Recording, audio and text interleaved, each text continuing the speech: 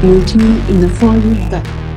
Our friends, colleagues, critics, welcome to the foyer once again. And this week, in a change of format, the show is all about movies. And there's also a new structure, but you'll work it out as we go along. Just try to keep up. This week, we've decided our new film-focused show will bring you new movie reviews, a classic cinema critique, plus we bring you the box office top 10 and the latest cinematic news too. I know, it's radical. And when I say we, I of course mean me and my colleague in criticism, my friend in film, my buddy at the box office. It's Linda Marek. How are you doing, Linda? I'm very well, thank you. So basically doing the same as usual, really, aren't we? I don't know what you're talking about. This is an all-new show. Brand new, yes. Yes, it's a radical change. How are you doing anyway? I'm very well. How are you? Yes, not bad actually. Yes, it was. We had a brief little meeting just yesterday, I believe it was. Might seem longer ago in online terms, but yes, and we did a little special on a certain AI focused film that we might even discuss again on this week's show, but I don't want to let the cat out of the bag. I'll leave you to release the cats. What are you going to be talking about this week, Linda? This week I'll be reviewing said AI-focused movie. I think you all know what it is. I'll be reviewing the third installment in the Tron franchise. And I will also be reviewing a really wonderful little movie called ISwear, and more about that at the end of the show. Wonderful. Oh, later, not at the end of the show. Sorry. No. We're all trying to keep our heads, get our heads around this new structure, so don't worry about that. So, in light of our new structure, we're going to start this week with the news and the top 10. Yes, you're quite right. We're quite right. We're finding our feet here all at the same time. So let's start with that top 10. As we agreed before we started recording, and I'd already forgotten. So your memory is worse than mine. Right, come on, let's do this. Meet me in the foyer. So box office top 10.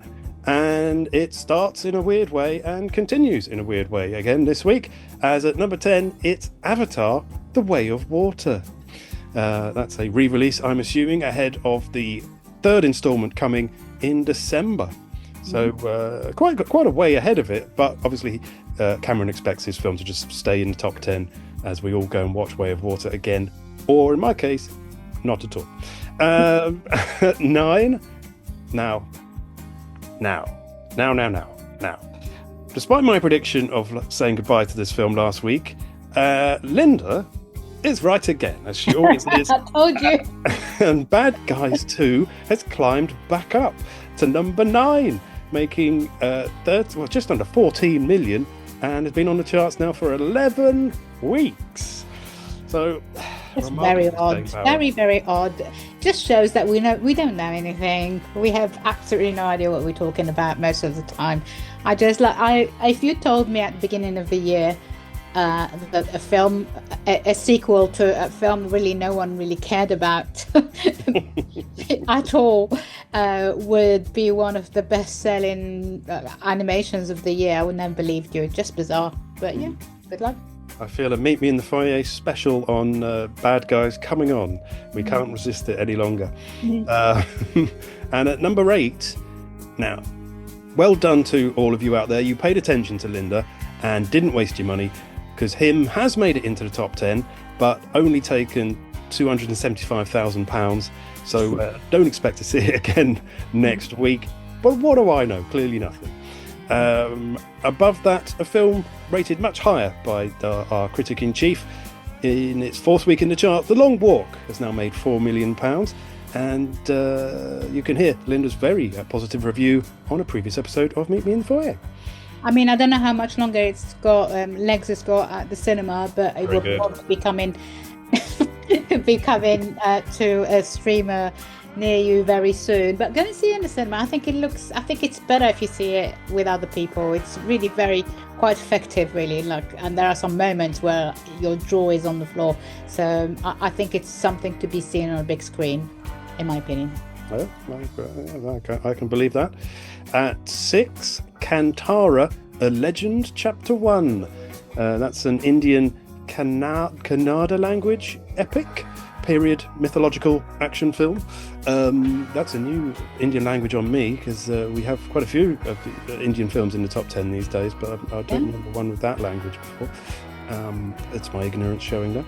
At 5, another previously reviewed film by Linda, but she didn't like this one so much. It's The Conjuring: The Last Rites, but everyone else likes it because it's 5 weeks on the chart and 17 Do they really million. like it? I mean, do they? People go and see films even if they've read a bad review, and I don't know, they keep coming back for these, so must be doing something right. I don't know. No accounting for taste, Linda. No accounting for taste.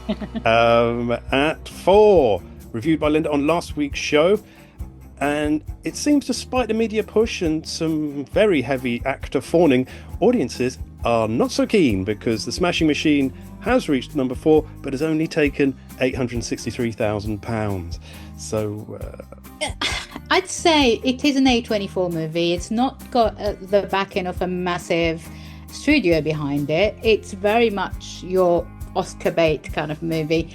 And I think they were expecting, this isn't the usual The Rock movie. This isn't like a big budget movie. I think this, even if it takes a small amount, it's still going to wash its face, and it's still going to make enough to be worth, and they're going to be everywhere come award season, and it will get another push in the box office. I mean, I never really expected this movie to do that well, in all honesty. I don't really know what its budget was, and I am going to have a live Google.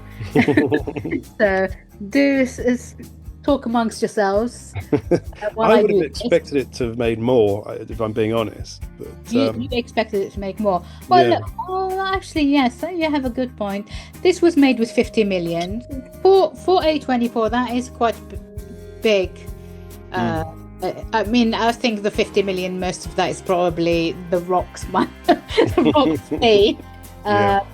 Because it is very unfussy and very downbeat, and it doesn't have like that kind of quality. Like, I mean, it's a good movie, but I wouldn't say like they've gone over and above their sort of technicolor or anything like that to sort of make it like it doesn't look like a movie made with 50 million, in my opinion.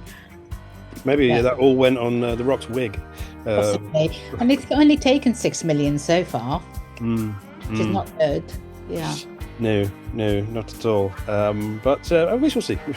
I have a feeling that films like The Wrestler and The Fighter made more in the cinema, but first week, so we shall see. I like, as much as it's important for a movie to make its money back, I never really judge movies on whether they made their budget back, because like some of the best made movies in the world were complete flops at the box office, but they've lived on. I wouldn't say this is one of them, but it's not a bad movie. There are a lot worse movies, specifically this week. So, well, above that, maybe one of those movies, because at number 3, Downton Abbey, the grand finale, in its 4th week on the chart, having made a figure that dwarfs The Smashing Machines take, £15 million. So box office taking is no marker of quality, that is for sure. At 2, though, a film, as I repeated last week, Linda declared her film of the year, One Battle After Another, the new Paul Thomas Anderson film. That's made 6 million in 2 weeks, so that's doing really well. Especially for, again, that's not it is a big budget studio picture, but not what you would call sort of one of mass appeal, possibly. So, no, doing well. And the less said about number 1, the better. Number 1 this week, Taylor Swift, the official release party of a showgirl. I won't have any Taylor Swift hate here. I love Taylor Swift. No wrong. If people are buying tickets to go and see her in the cinema, think about all those cinemas, the small cinemas in small towns, making that extra money out of this. any money towards going to see anything in cinema is a good thing, in my opinion. You know, if it keeps those small cinemas open, I'm all for it. Well, they say if you can't say anything nice, say nothing at all. So I shall say nothing for the remainder of the show, and Linda will host on her own. That's the box office top 10 this week. Meet me in the foyer. Right, so our new format continues now with our first review of the week from Linda, and one I'm very excited about, I have to say, and one I never thought would happen, but it's here, and it's time to download from Linda. And this week she brings us a movie. Well, I was shocked it was announced, having given up on a sequel ever coming to the cinema. Yes, the Tron franchise has returned with an AI upgrade, so let's make a wireless connection to Miss Marrick's data stream and see whether TronAres is a fully functioning reboot even, or a bug-ridden, corrupted film file. Cyclist exceeding speeds of 120 miles per hour. Last seen heading northbound. Unit 12, acknowledging dispatch. Already in pursuit.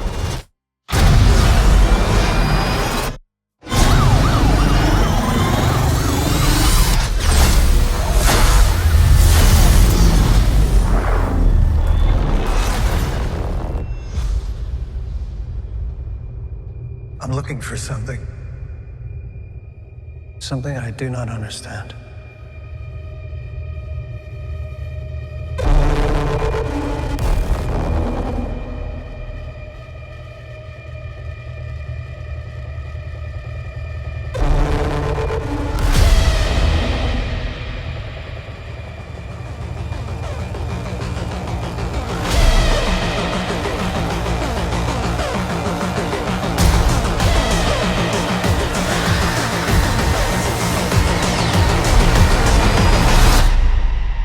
Ready?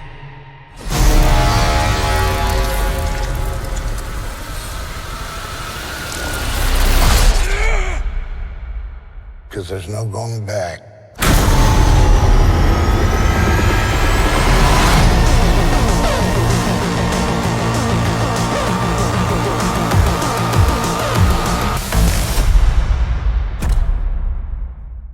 Linda. Well, it's been 15 years in the making. I can't actually. I have already said on our other special that we did yesterday that I can't believe it's been 15 years already since Tron Legacy. It's incredible. It's just gone by so fast. And 15 years we've had to wait for a third installment, whether we wanted it or not. I don't think anyone was like crying out for this. I mean, I don't. Even were you? I actually was, yes. I actually was. Were you crying out for a sequel with the same characters or with a complete reboot? I think as long as it had JeffBridges in it, and that was fine. If it had a Daft Punk soundtrack, all the better. So, well, you tell me, did I get everything I wanted? Well, look, let's start with this. As I said, for me, it's not something that was in my mind at all. I've said many times with the Tron films, I can either take them or leave them. I'm not attached to them in any way like some people are. And I know some people are very, very passionate about these movies, specifically the 1982 one. And they have this kind of sentimentality towards them. And if you are that way inclined, then you're going to possibly struggle with this one. I find that this one is the most mainstream of the three. And as I say, when I knew that Jared Leto was signed to be part of this, I wasn't so sure because I'm not a huge fan of his acting, and I'm forever saying stop trying to make him happen. However, I think because of the character he plays here, it does actually work, and I'd be lying if I said I didn't enjoy this. I thought this was actually quite well done, directed by JoachimRonning, and it is a reboot, but it picks up sort of there are characters that are associated with the older characters, and so the story follows Jared Leto's Ares, a program designed with the ability to enter the human world. So he is basically a a computer program that's being made into a physical being outside of the computer world, outside of the grid. But up to now, what's been happening is that there is the ability for him to be, or for this program to become human, to become like physical, but they can't seem to keep him alive for more than 29 minutes. Therefore, a permanence code is needed for him to be a real boy, as it were. Again, a nod to Pinocchio. There are a couple of jokes regarding that, and there's the usual, like he wants to be a real boy. Whilst he's being sent by Evan Peters' character, Evan Peters, who is absolutely brilliant here. Love him. I think he's just really a wonderful actor, and he plays like the villain of the piece. He's the head of one of the companies that are rival tech companies, trying to sort of outdo each other with their creations. Because he doesn't have this object permanence, he's promised that he can make soldiers out of these beings. But what he hasn't said to the people buying them is that he can't keep them alive for more than 29 minutes. And then, so he sends them, and on the other side it's good versus evil. It's good tech versus bad tech. On the good side of tech is Greta Lee plays they're the owner of this again rival a tech company, and she's managed to find the permanence code, and she must hide it. And because they know that she's got it, that there's a chase around town to find her and take it away from her. All of that is actually quite exciting and good, but the first 20 minutes of the movie, there's so much tech bubble, there's so much stuff going on, and so many, like, you are so overwhelmed with the numbers, and if you're not that way inclined, if you're not someone who is really au fait with tech or with AI or with any of this stuff, you'll risk getting really bored. But thankfully, this does not last forever. It's literally the first maybe 20-15 minutes, and then the action happens. What I liked about this movie is that, yes, it does present a new outlook on the AI problem, or the possibility of AI becoming sentient, becoming something else. And in the Jared Leto character, he is a tech that wants nothing from life but to become human, or be able to know what it feels like to be human, or what it feels like to be something, like not a thing, but someone like that you can grab hold of. Other than that, I just thought, and then there is a little cameo in the movie by JeffBridges, where he returns at Kevin Flynn, brief, poignant moment, which allows the film to go back into take to the original grid, and that bit, I think everyone is going to really be excited by that. And thankfully that doesn't go on for too long, but he is presented as this kind of almost like Obi-Wan character. Other than that, there's also Jodie Turner-Smith, who's fabulous as Athena, who's another one of these super soldiers who is given an order, and because she's been given an order, she decides to take it as far as possible. She doesn't know how not to take an order. So you make of that. I mean, the whole of the second half of the movie revolves around that bit. So, and then we've got a triumphant, brilliant score. Soundtrack by Nine Inch Nails, Trent Reznor, and Atticus Ross, and they make it actually sounds really good, and it sounds really good, suitably moody. It's very reminiscent of the first and the second one. Yeah, I was not bored. Didn't think it was particularly clever or particularly sort of.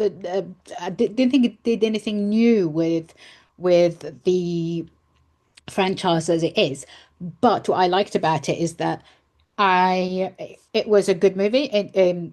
Not a brilliant movie. It was good enough, and I was entertained, and I liked how it ended. And it keeps it like an open end and making you feel that perhaps this could be a reboot for a brand new franchise. And I think if they're going to do a brand new franchise, I generally think it's going to be like in the next couple of years rather than in the next 15, 10 years.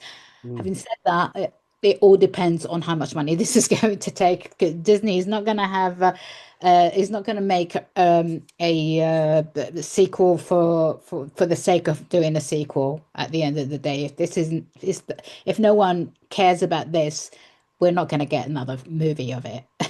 Yeah, that's it really. Well, I think some good performances like across the film, and I wasn't like I wasn't bowled over, but as I say, I wasn't bored. I liked it. That's that. Wonderful. Yeah, I mean, in fear of repeating myself from our special, I've never been a huge fan of the original. I give it credit for its incredible ideas. I always give credit to people who are creative and can create new product. I mean, product's a horrible word, but new art, I should say. I think it's kind of why I prefer originals to cover versions and original films to remakes. But the first Tron is just concept and great concept, and the light bikes, which are really cool. To the sort of appealing to the young boy in me, but a bit boring, if I'm allowed to say that. Whereas the second film, a bit stupid, paper thin, but just one of the most beautiful films I've ever seen. Mind-blowing visuals, best 3D film ever made. All it's basically like a 90-minute music video because it's all scored by that brilliant soundtrack by Daft Punk. I had a little bit of the new one last night when I was putting together our special, and they've captured the sound, as you say, and whilst it's not Daft Punk, it's certainly good enough, and I'm still very excited for this. Let's see. Like I said, I don't know. I mean, as I say, if this was made like 5 years after the last one, then it would have like got more excitement around it. But like people are getting older, and there are like 18-year-olds now who don't really have never seen either of the first movies. So it's kind of difficult to tell whether this is going to excite anyone. I was wondering that because it is an IP, but it's not really a known IP because there were what would it be, nearly 30 years between the first two, and then, as we say, 15 years since that second one. So you're not really building on anything apart from a vaguely known name. And I think the soundtrack, as I say, was more popular than the film. But that second one was supposed to come out straight after. Sorry, this third one was supposed to come out straight after, but it got stuck in development hell. And here we are. Leto's stuck with it. He's been signed on since something like 2016 or 17, something like that. So yeah, it'd be fascinating to see. Having my little aside is that I rewatched Legacy the other night in preparation, and Cillian Murphy pops up in it, and I completely forgotten he was in it, but he's got a brief little uncredited cameo, just a little thing. I don't know if he acknowledges he was in it, but but he was. Wonderful. Well, as I say, I'm excited. I hope you're all excited. It passed the Linda test, so we'll see what it does at the box office. Now, I need to remember where we're going in our new structure. I believe we're going to the news now, aren't we? Yes, indeedy. Meet me in the foyer. So, what do we have in the news? This week in the news, we have a trailer for Nicolas Cage horror The Carpenter's Son, due out in November. That's Jesus versus the Devil with, well, I mean, can you guess which character Nick plays? It might surprise you, it's Jesus.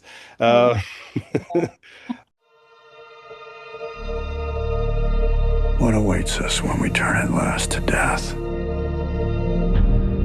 Let my faith endure. Faith. My only strength to bear against the devil itself.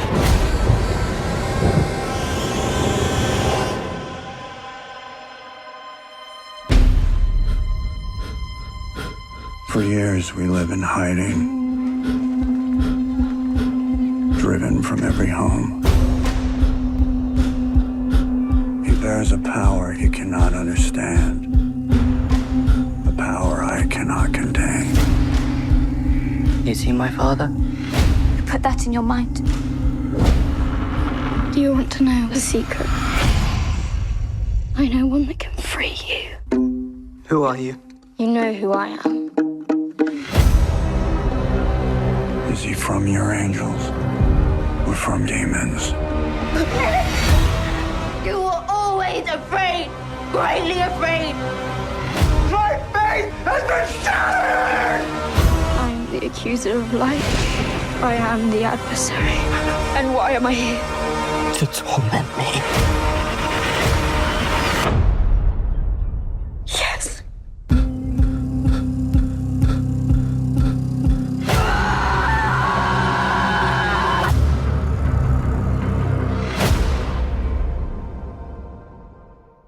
18 years after the first and only cinematic trip to Springfield, it's been announced we will return with the second Simpsons movie, confirmed for summer 2027. Oh, Yes, it's a while away, but, you know, they got to draw it. They got to get all their pencils sharpened, so we give them a I'll break. send it all to China to be drawn like Banksy. This Remember is true. the Banksy episodes was really good. Yeah.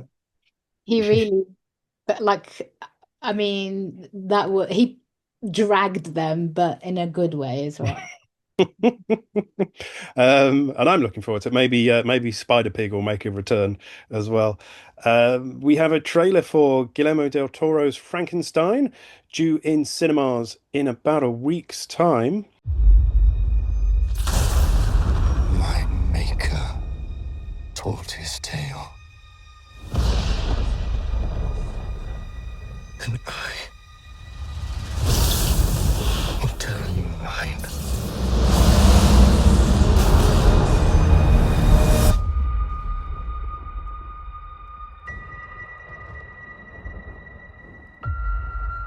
I remember pieces,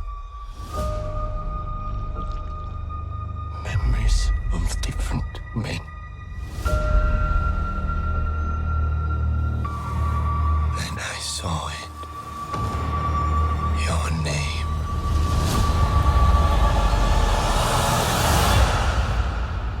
Victor Frankenstein.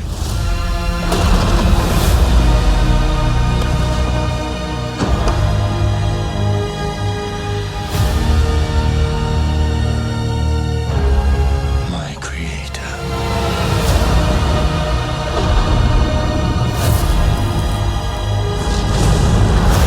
I demand a single grace from you.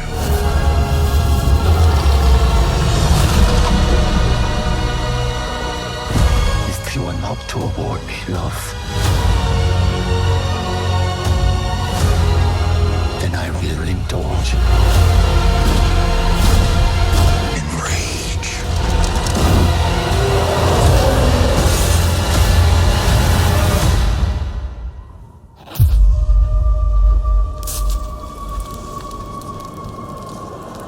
Now, run.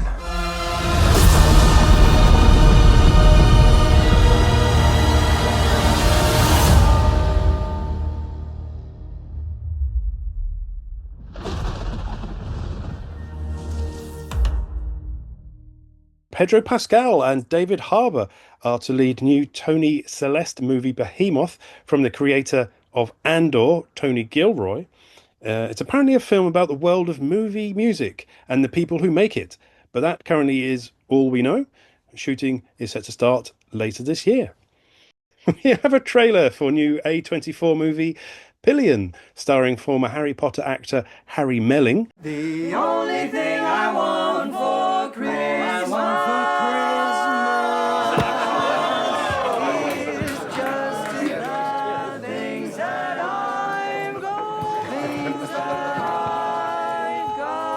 What's next? Hi.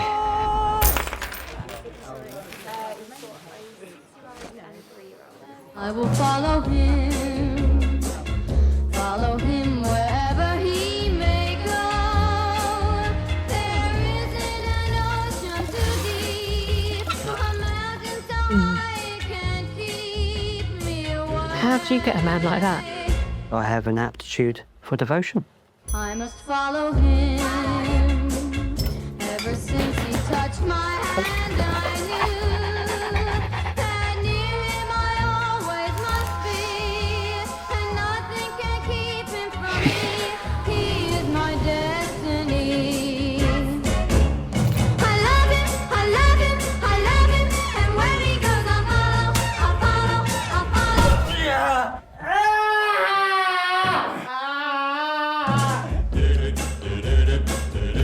I'll text you a shopping list. And where's all the blood flow? You're too tight. Yeah. Lovely. That sounds like a plan. Bye then.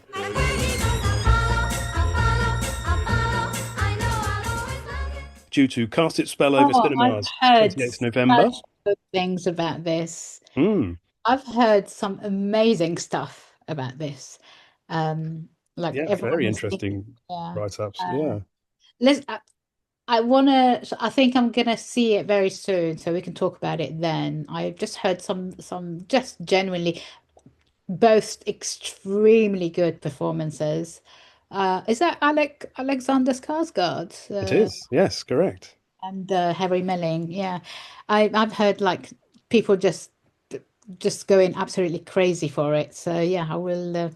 Yeah. Looking forward to that one already. You've probably heard this already, but maybe not. Quentin Tarantino has decided to re-release Kill Bill Volumes 1 and 2 as one mega movie titled Kill Bill: The Whole Bloody Affair. So far, only a US release has been confirmed, but surely a list of UK screenings can't be too far away. That's apparently a film he's had in his private stash collection for many years, and he just shows to friends, and now it's getting released on the big screen. What's the point? Make a new movie. Stop this nonsense. Keeps them relevant, I suppose, to a degree. But I mean, Kill Bill, never one of my favourites of his films. Anyway. Same. Never really bought into the Kill Bill thing at all. We have a trailer for new Daisy Ridley zombie movie, We Bury the Dead. Our nation thanks you for volunteering your services during this dark time.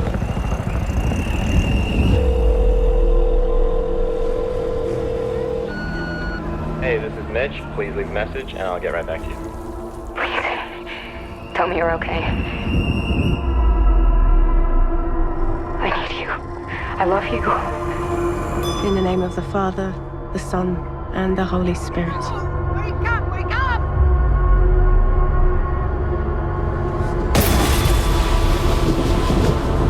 I'll keep trying.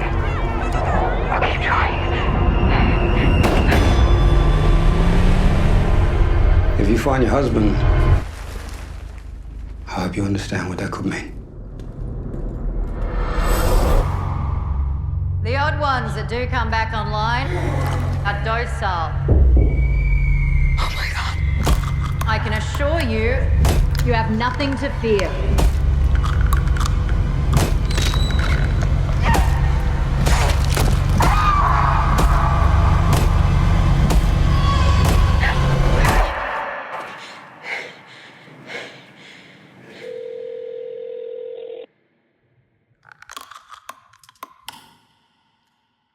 A film from Australian writer-director Zach Hilditch, who previously brought the world Netflix series Stephen King adaptation 1922. Really good series. Very good series. I'm not surprised I'm not aware of that one. This is due to be released 9th of October in Australia and New Zealand, before hitting the US on the 2nd of January, with a UK release date yet to be announced, but coming soon.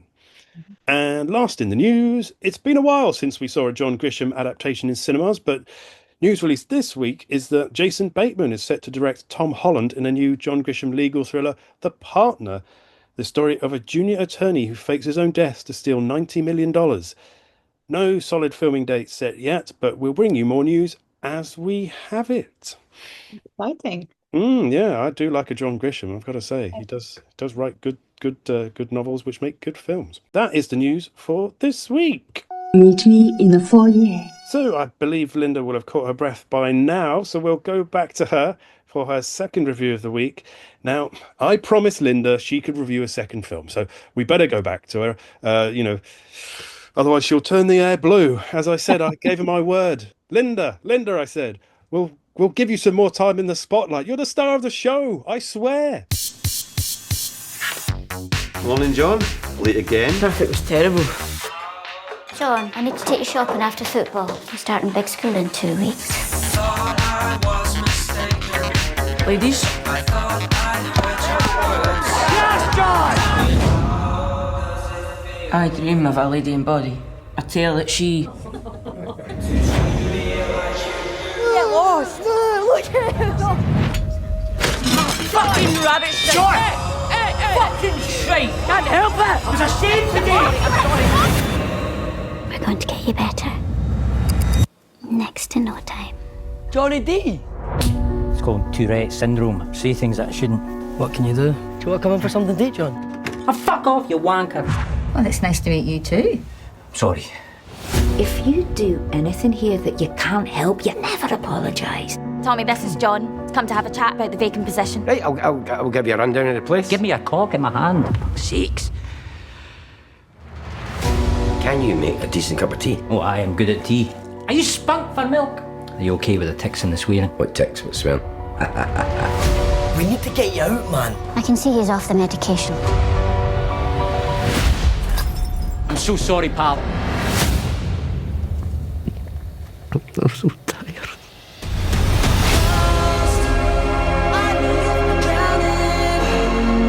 Hey, I don't think Tourette's is the problem. People not knowing about Tourette's is the problem. Hey! Educate them. You always said I should help people like me. I have Tourette syndrome, and it makes me tick. Fuck you!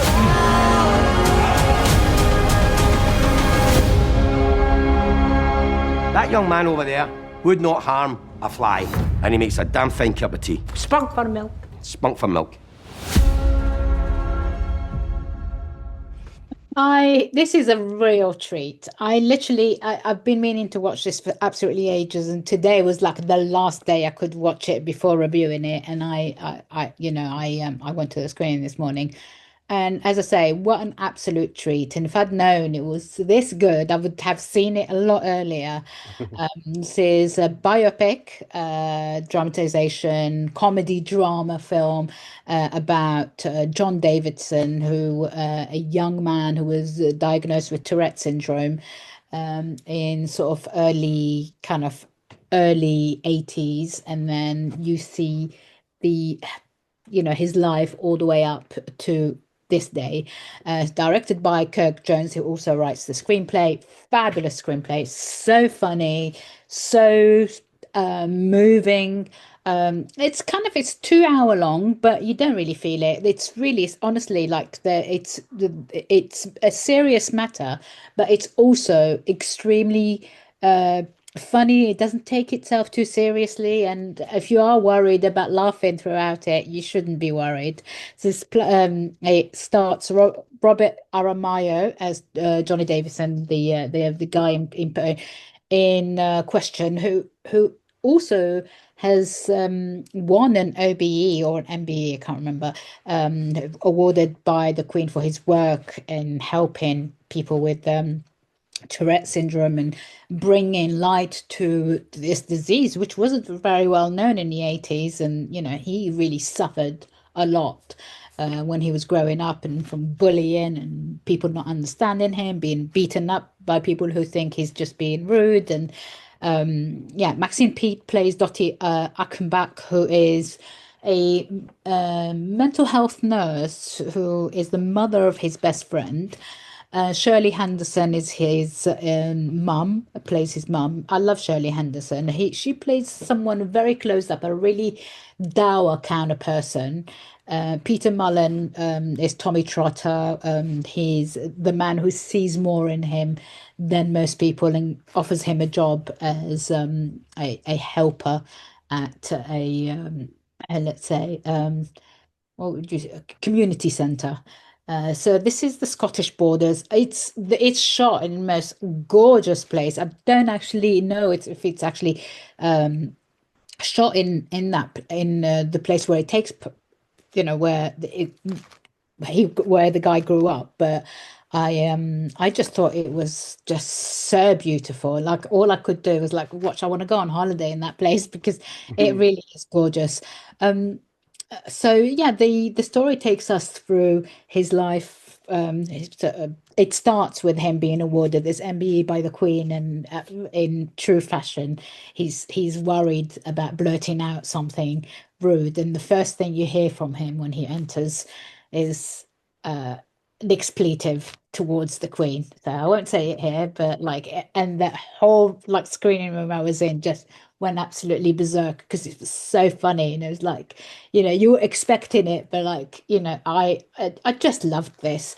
It takes us through, shows him growing up a young man, he had no problems at all, but this is a disease that not many people know about or know why. Even science is baffled by why people develop it suddenly, because he was a kid who was sporty, very bright at school, very popular with his family, with his school friends, who suddenly, out of finding himself in stressful situations, developed tics to start with, and then started blurting out bad words in front of everyone. No, at the start, nobody even knew what he was doing. He was being beaten up in school for it.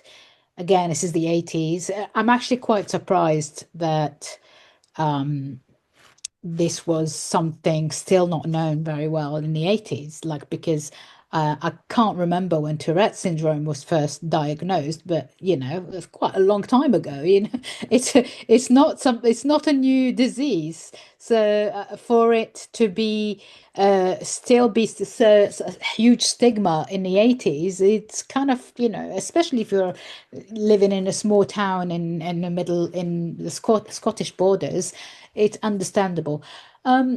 I think I can see this winning tons and tons of awards at BAFTA. For everyone involved. Maxine Peake is incredible. She is just wonderful in this. She gives as good as she gets. Robert Aramayo, fabulous, incredible performance, very natural. I was actually to the point where I meant to Google whether he also was a sufferer, or not, but apparently not.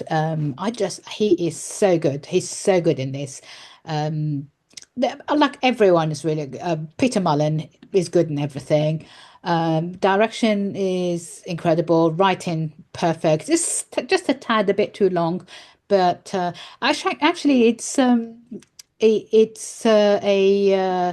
an adaptation of a British TV documentary called John's Not Mad. You might have seen it. Yes, I remember that. 1989, and then in 2005, it was ranked in a British public poll as one of the 50 greatest documentaries ever made, which says a lot about it.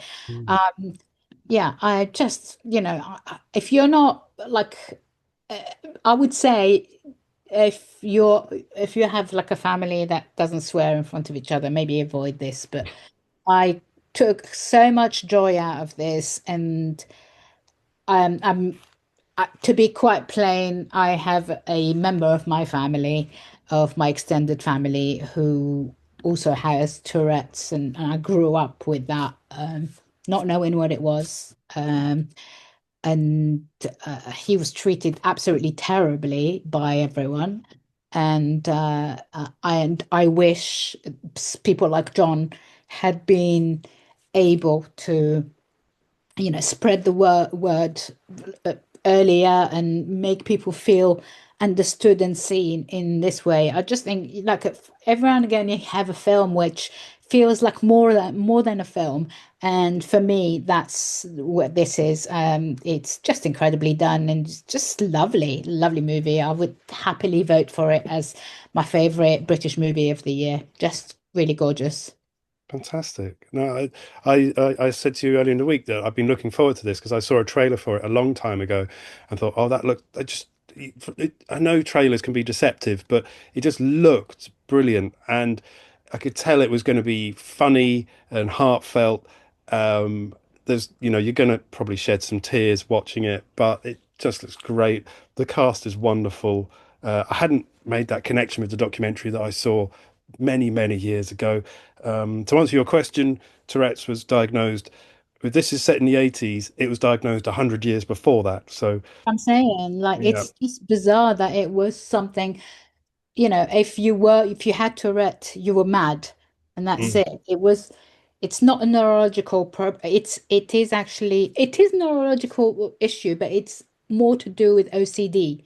It's more to do with like feeling compelled to do something rather than it's physical. It's still a very, very complicated illness to diagnose, and there is no cure to it. However, if you wait till the end of the movie, he is actually, I'm not going to say it because I think it's better to wait till the end of the movie and enjoy it for yourself, because there is some good news, a new diagnosis and new things, and he's being led to believe all his life that he was just going to live like this forever. And it's tiring having Tourette's syndrome, as you can possibly, and it comes in different ways. Some people have just the tics, some people have the speech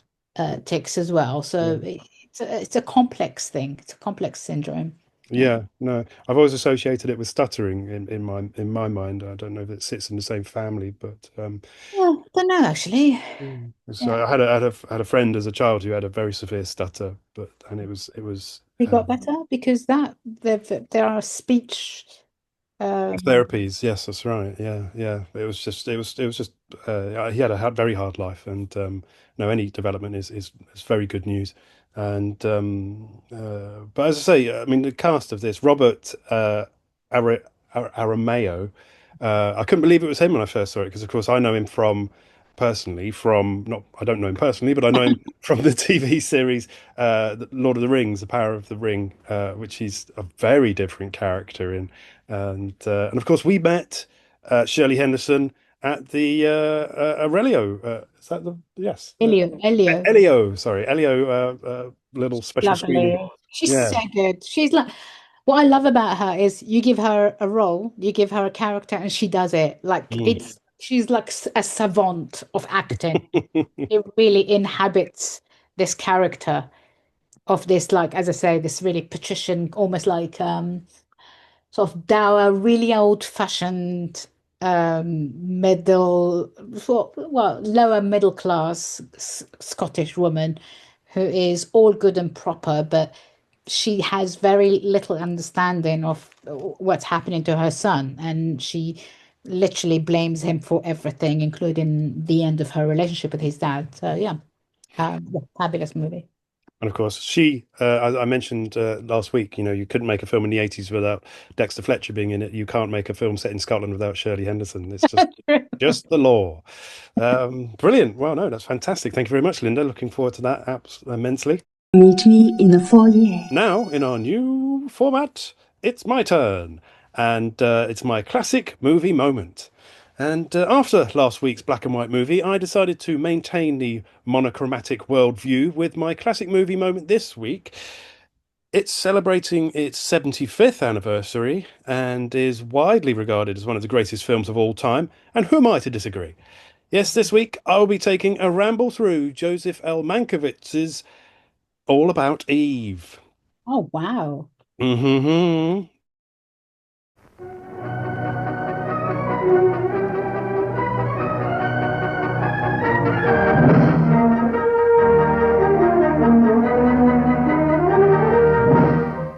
Davis, ever since I've been on the set, I've heard nothing but discussion of Eve. May I have your opinion of her? The golden girl, the cover girl, the girl next door, the girl on the moon. Time's been very good to Eve. Life goes where she goes. She's been profiled, covered, revealed, reported. What she wears and where and when, whom she knows and where she was and when and where she's going. Eve has insatiable ambition and talent. An improbable person with a contempt for humanity, an inability to love or be loved. But how can such a woman fool so many? Well, how does any Eve do it? She's a girl of so many interests. Pretty rare quality these days. A girl of so many rare qualities. So she seems. So you've pointed out so often. So many qualities so often. Her loyalty, efficiency, devotion, warmth, and affection, and so young.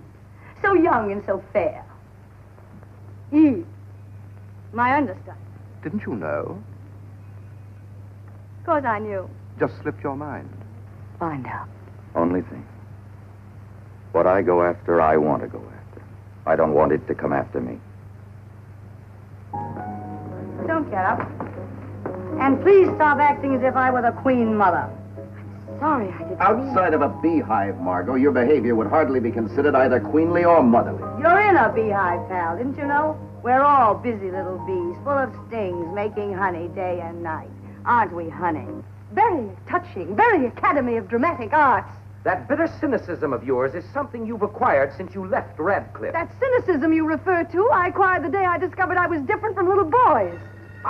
Come on, get up. I'll buy you a drink. I'll admit I may have seen better days, but I'm still not to be had for the price of a cocktail. Like a salted peanut. What's so funny? Nothing. Nothing. Everything. Everything's so funny.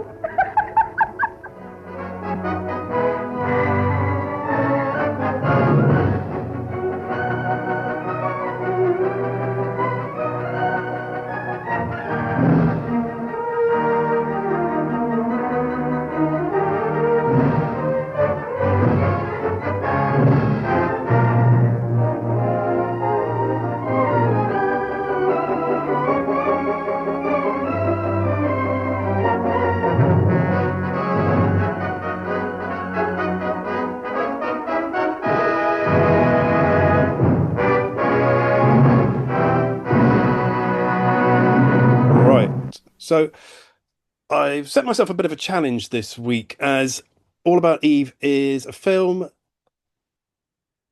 that it's hard to talk about without revealing too much. So I'm going to try, and yes, this film has been out on unavailable for 75 years, but I would want you to watch it before learning anything about it. So maybe if you haven't seen it, go and watch it before you listen to what I'm going to say. But I'm going to try to avoid any spoilers. So I'm going to dance around it a little bit. So let's just deal with the facts. It was released in 1950, for all of those who aren't as quick on the old mathematics as others. Directed by JosephLMankiewicz and produced by Darryl F. Zanuck. And based on the 1946 short story The Wisdom of Eve by Mary Orr, although she doesn't receive a screen credit. It stars BetteDavis as Margot Channing, a highly regarded but aging Broadway star, and Anne Baxter as Eve Harrington, an ambitious young fan who maneuvers herself into Channing's life, ultimately threatening Channing's career and her personal relationships. It was released, as I say, in 1950 and highly praised by critics at the time of release, and received 14 Oscar nominations at the 23rd Academy Awards, which is frightening.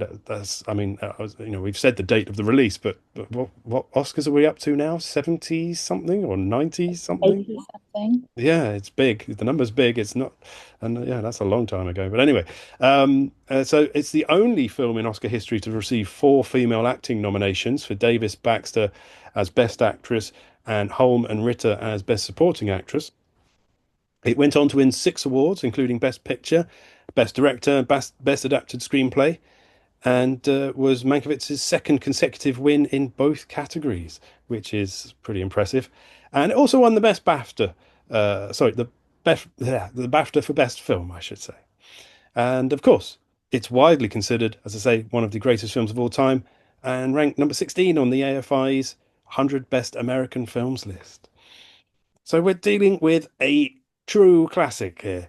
And as I say, it stars BetteDavis as Margot Channing, Anne Baxter as Eve Harrington, George Sanders as Addison DeWitt, Celeste Holm as Karen Richards, Gary Merrill as Bill Sampson, Hugh Marlowe as Lloyd Richards, Thelma Ritter as Birdie Coonan, Gregory Ratoff as Max Fabian, and Marilyn Monroe as Claudia Caswell. Castle. So several actresses were considered for the role of Margot Channing. Mankiewicz's original choice was Susan Hayward, but she was deemed too young at 32. Zanuck was favourable to casting Claudette Colbert or Barbara Stanwyck, and they did actually give the role to Claudette Colbert. But whilst filming Three Came Home, she was hospitalised indefinitely for an injured back and had to withdraw. So Mankiewicz was suggested replacing her with Gertrude Lawrence, but she started suggesting lots of changes to the screenplay, like her character shouldn't smoke or drink in the film and would sing a song midway through the film.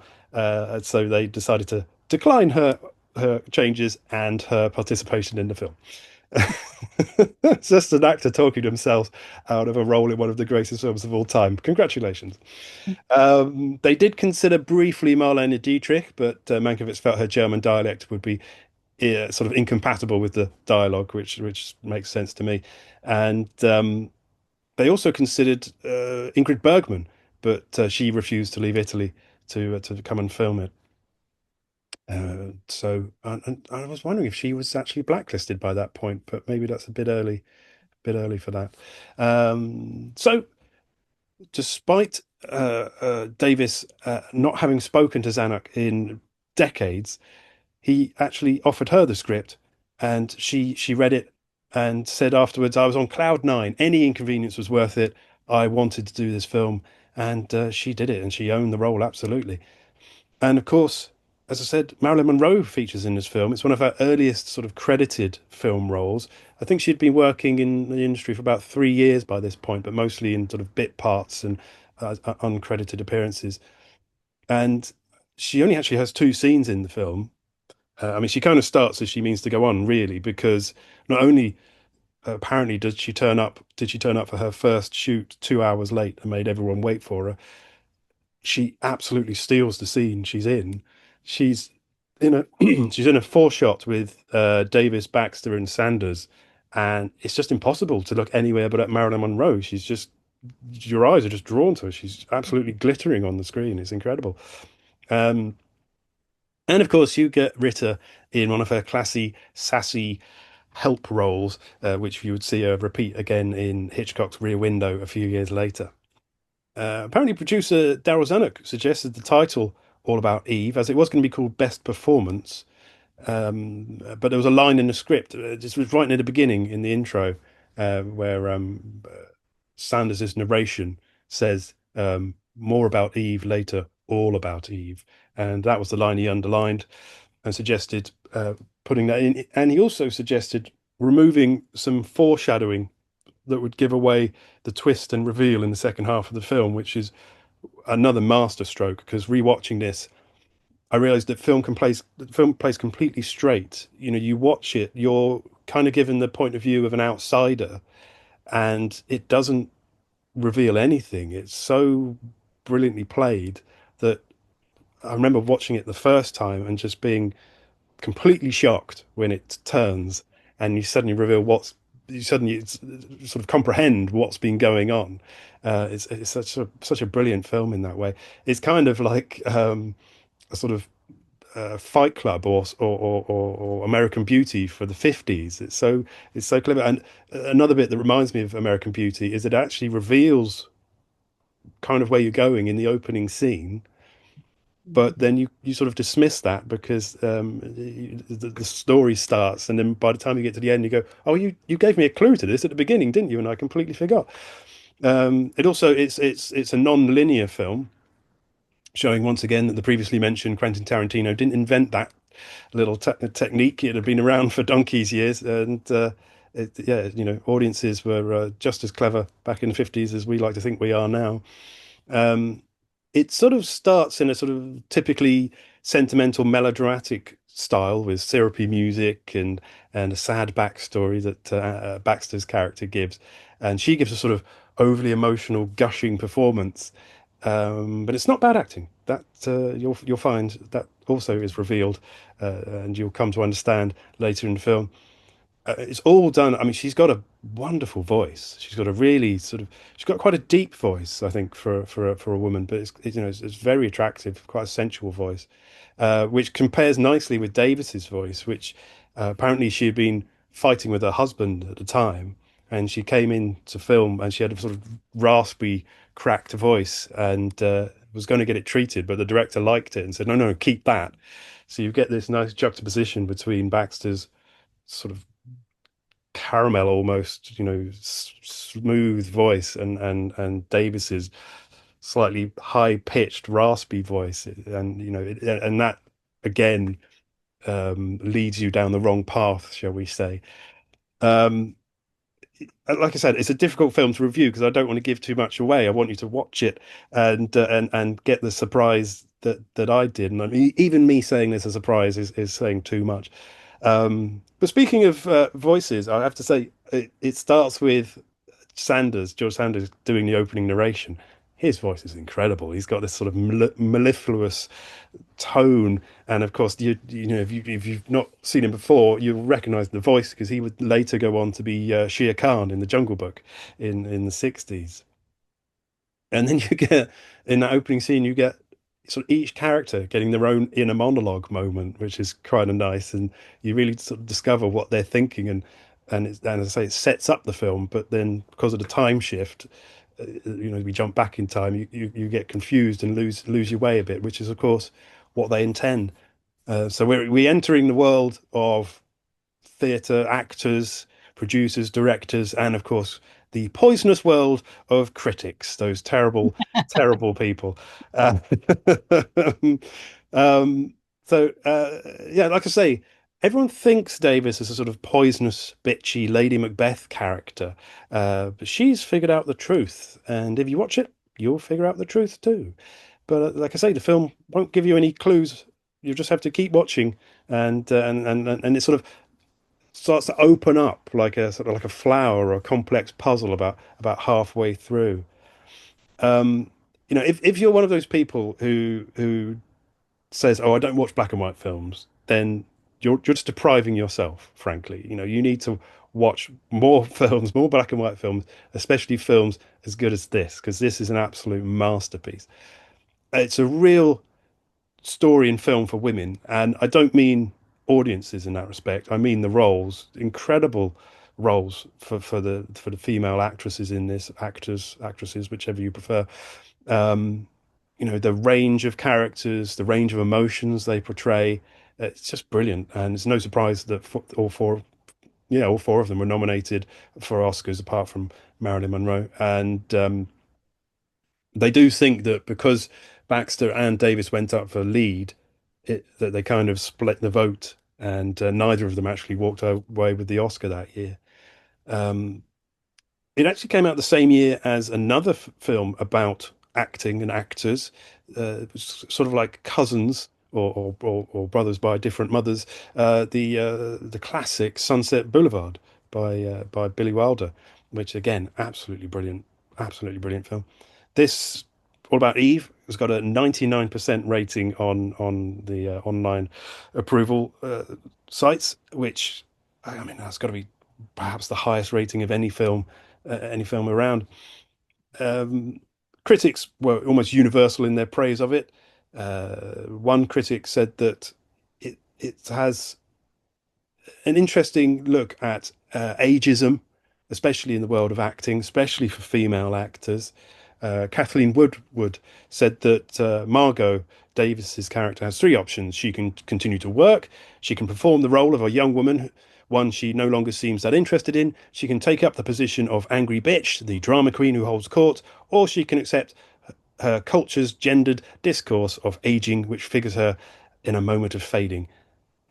Well, I won't say what she decides, but she does pick one of those options. So it's kind of a meta film. It's about the business of show. It mocks theatre actors and and the world of theatre itself, but also mocks the world of film with references to Hollywood being set in a desert of sort of like a cultural wilderness, and anyone who goes off to Hollywood is just sort of wasting their talent. And it's sort of a film of art imitating life and then life imitating art, because it opens with a presentation of the fictional Sarah Siddon Awards for Distinguished Achievement, which would actually be set up later by a group of Chicago theatre patrons awarding real life actors. And they even designed a trophy that looks like the one in the film, and it was first awarded to Helen Hayes, and they would later go to BetteDavis herself, Celeste Holm, Lauren Bacall, and Angela Lansbury all received the award. So it's a fantastic film. Like I said, I've tried not to reveal too much. Perhaps I've been too confusing in my coded review, but seek it out. It's simply just one of the best films ever made. Two particular fantastic female performances and some wonderful lines. Lots of men made to look stupid by their sort of gullibility for a pretty face. There was one particular line I loved watching it last night, when one wife says to her husband, well, he calls her a cynic, and she says, "Oh, I learned to become a cynic when I realized that girls were different to boys." And yeah, just it's a wonderful film. So check it out. All About Eve, available everywhere right now. Just such a wonderful film, and actually it reminded me that I really need to rewatch it very soon. I've been like waiting for it to hit the BFI again, so that I can go and watch it on a big screen. I like seeing classic movies on a big screen. But That'd yeah, be great. such a wonderful movie, really fantastic. Yeah, I only saw it for the first time, I think, last year. It had eluded me, and absolutely blown away by it. You know, so as it started the first time, I thought, oh, this is quite nice. You know, just actors, you know, and then yeah, just absolutely gripped by it. Fantastic, wonderful film. Very good, very good. And well, that's that in our new format is the end of the show. So so yeah, that's it. We'll shut down for another week. Coding, I'm afraid to say, has now infected your system, so you've all been automatically subscribed and hooked up to our mainframe, which means I know we'll see you again next week, when we'll meet you in the foyer once more. And before we go, last week Linda very generously offered some extremely cool film certification badges to the first viewer or listener to like and comment, and I can reveal that I shall be contacting Flower Girl -NK9ES to compliment her on her catchy profile name and pass on her prize. So, fabulous. Congratulations. I've got your prize still sat here, and I need to get all your details, and I'll send it to you ASAP. Wonderful stuff. So until next time, if you experience any issues with our new software, try turning it off and on again, and we'll release a new update next week. Remember to check you're still connected to the internet, and we'll see you on the superhighway again soon. So till then, goodbye for now. Adios.